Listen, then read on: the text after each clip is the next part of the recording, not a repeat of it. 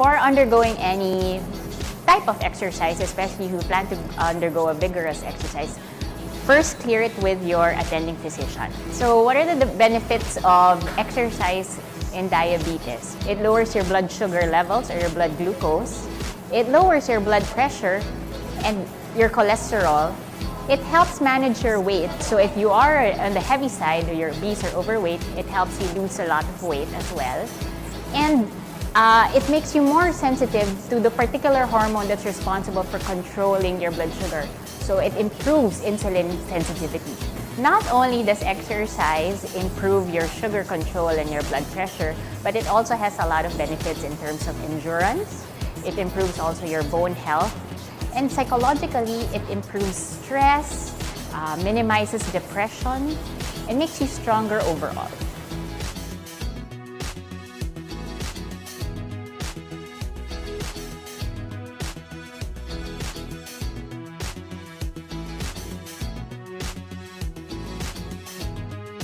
Five forward and backward.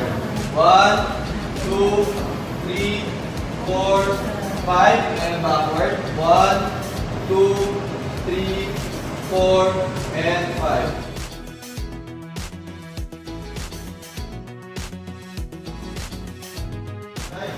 1, 2, 3, 4 and 5.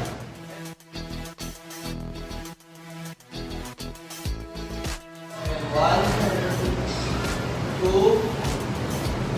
3, 4 and 5. Counterclockwise walk. 1, 2, 3, 4 and 5.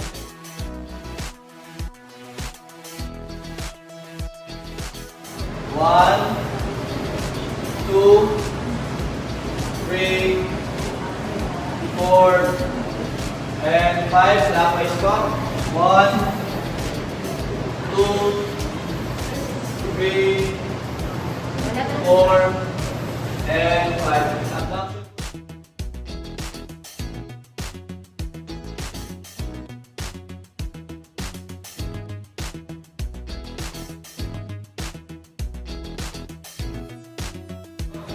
1, 2, 3, 4 and 5. Other leg walk.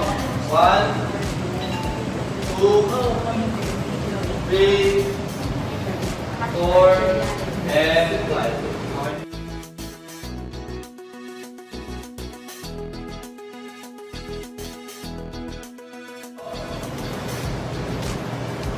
5, 4, 3, 2, 1. 1, high knees po yung next.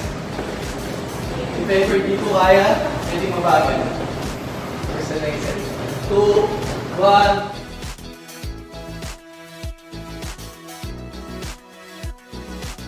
And boxers po yung next. 4, 3, 2, and 1.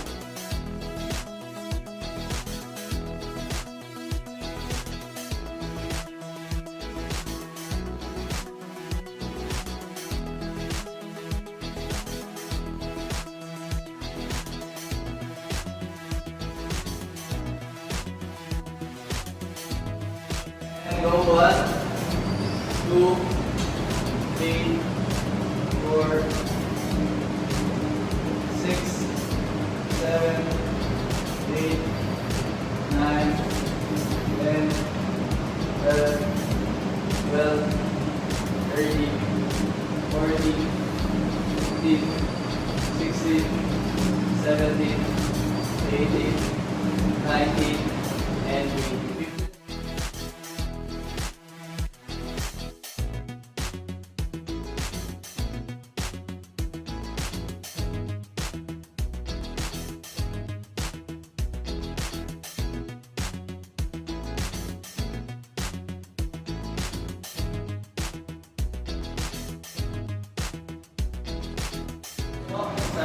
1, 2, 3, 4, 5, 6, 7, 8, 9, 10, last 5, 1, 2, 3, 4, and 5.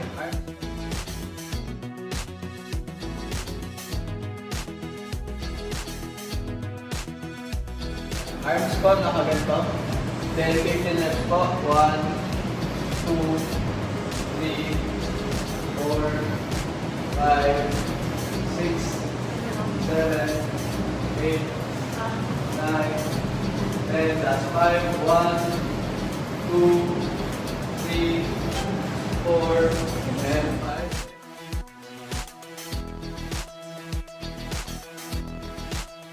One, 2, 3, 4, 5, 6, 7, 8, 9, and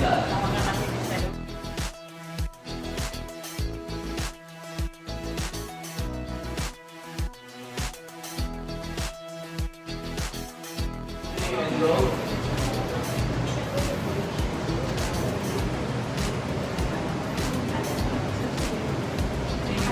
Last 5, 4, 3, 2, last one, and done.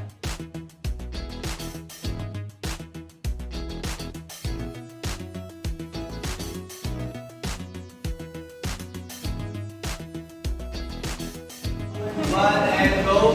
1, 2, 3, 4, 5, 6, 7, 8, 9, and then bicep.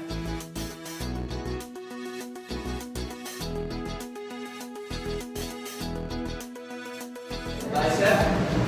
1, 2, 3, 4, 5, 6, 7, 8, 9, and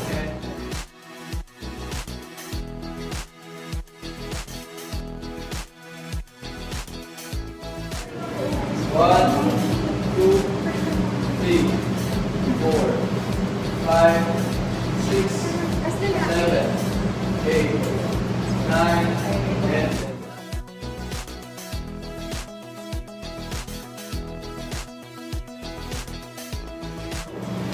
One, 2, 3, 4, 5, 6, 7, 8, 9, and 10.